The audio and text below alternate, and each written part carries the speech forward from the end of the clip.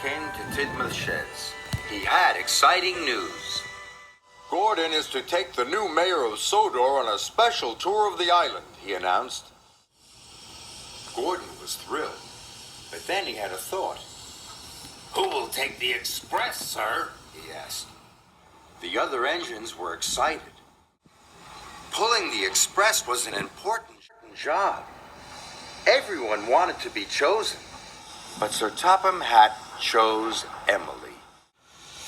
When Sir Topham Hatt left, Emily was very happy, but Gordon wasn't impressed.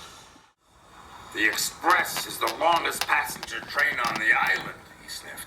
I always cross the island twice by tea time. You'll never do that. I've got big wheels and I'll do my best, said Emily. Big wheels don't make a big engine, boasted Gordon. Everyone knows I'm the best. Thomas thought Gordon was showing off. Twice before tea time, he puffed. That will be hard. But Emily wasn't listening to Thomas. I'm going to be as good as Gordon, she said eagerly, and she steamed away as fast as she could. Emily puffed into Knapford Station.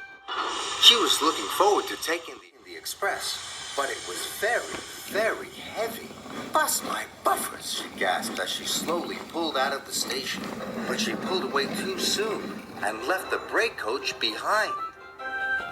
Emily puffed with all her might. She was determined to be fast.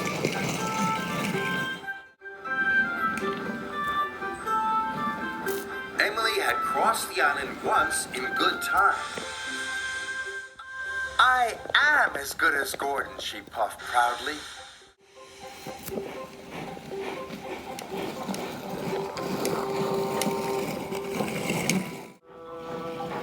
Emily had to wait for Edward at the crossing. Edward went as fast as he could, but it wasn't fast enough for Emily. Hurry up, slow coach, she cried, or you will make me late. Edward felt sad. Emily just steamed on.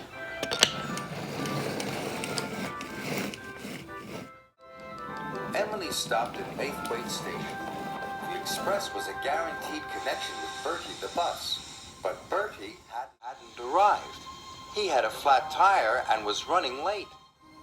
Emily tried to wait. She counted to 10, twice, but she felt as if her boiler would burst. I'm going to be the slowest engine on Sodor, she cried, and it's not my fault. And she puffed away. When Bertie arrived, Emily had already left. Emily needed to take on water, but James was at the water tower. He was pulling the slow goods train. Emily wanted to go first. It doesn't matter if you are late, she said. You must wait your turn, said James crossly. Express trains don't wait, said Emily. And she left without taking on water. Emily went faster than ever. Her coaches rocked and rolled, and her passengers were biffed and bumped and bounced.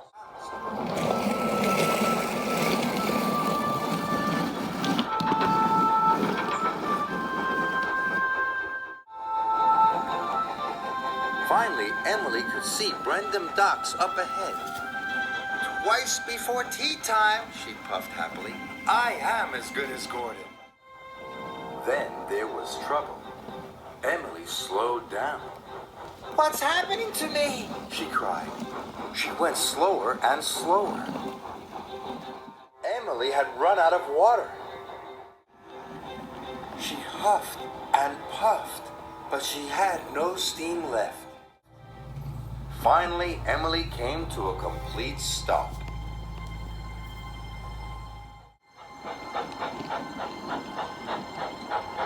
Sir Topham Hatt arrived on board James. He was very cross.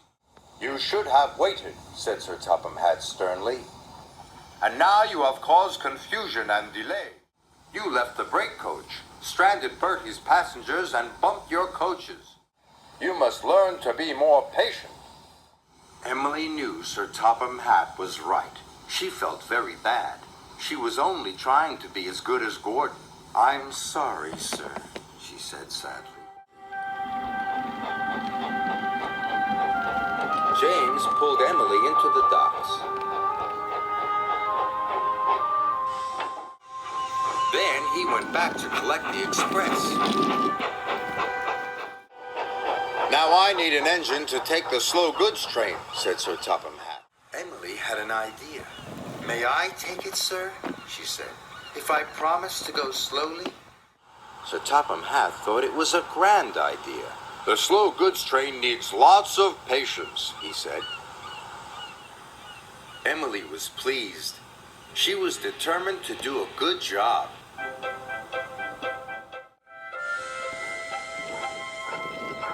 So after she took on water, Emily buffered up to the slow goods train.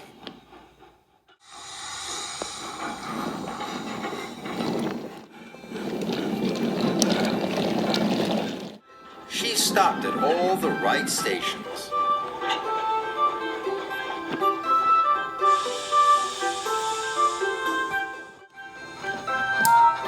And she let all the other engines go first.